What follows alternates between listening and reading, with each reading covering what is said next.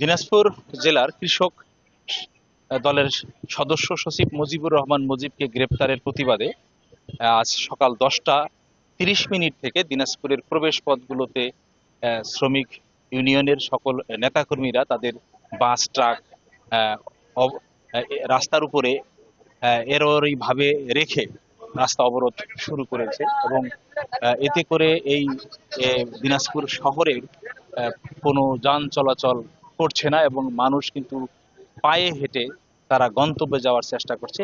এতে করে এই এই ঘটনাকে কেন্দ্র করে মানুষের চরম দুর্ভোগ এর মধ্যে পড়েছে। সাধারণ মানুষেরা, আপনারা কোথায় থেকে আসলেন এবং কোথায় যাবেন, কি সমস্যা হচ্ছে? আমরা ঘোড়াঘাট থেকে আসলাম ঠাকুরগাঁ যাবো। আসে কি দেখতেছেন?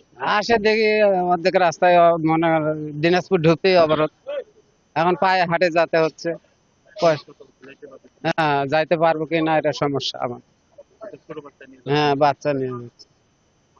কষ্ট তো হবে, কষ্টের জন্য তো আসে, কষ্ট পড়ে গেলাম, বিপদে পড়ে গেলাম। এখন এদিকেও যাইতে পারবো না, ওইদিকেও যাইতে পারবো না। এ, সাধারণ মানুষের যে এই যে বুক ফাটা কান্না, আসলে এই লোকগুলা ঘোড়াঘাট থেকে, ওরা প্রায় 100 কিলোমিটার দূর থেকে দিনাজপুরে আসছে এবং তারা প্রায় ঠাকুরগাঁয়ের দিকে যাবে।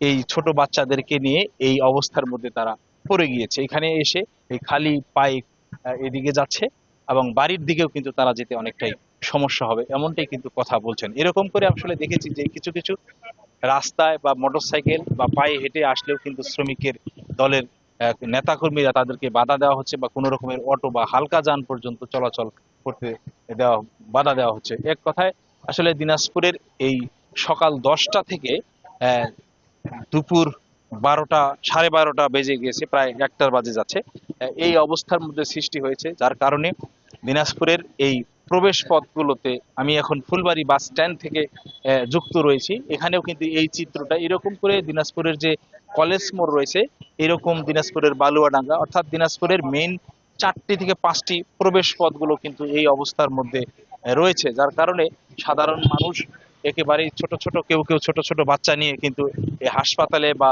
তারা গন্তব্য যাচ্ছে, সেটাও কিন্তু অনেকটাই কষ্ট হচ্ছে। এক কথায় এই এই অবরোধটা একেবারেই একেবারেই একটি চরম আকার ধারণ করছে সাধারণ মানুষের, যারা এই যে রোগ, যারা অসুস্থ মানুষ, তারাও কিন্তু আসলে অনেকটা মধ্যে রয়েছে। কাকু, আপনি কোথায় যাবেন? কষ্ট হচ্ছে হেঁটে যেতে?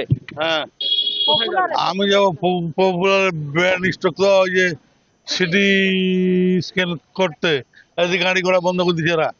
এ তো অসংখ্য, আরো রুগী আটকা পড়ছে, আরো অনেক রুগী আটকা পড়েছিল।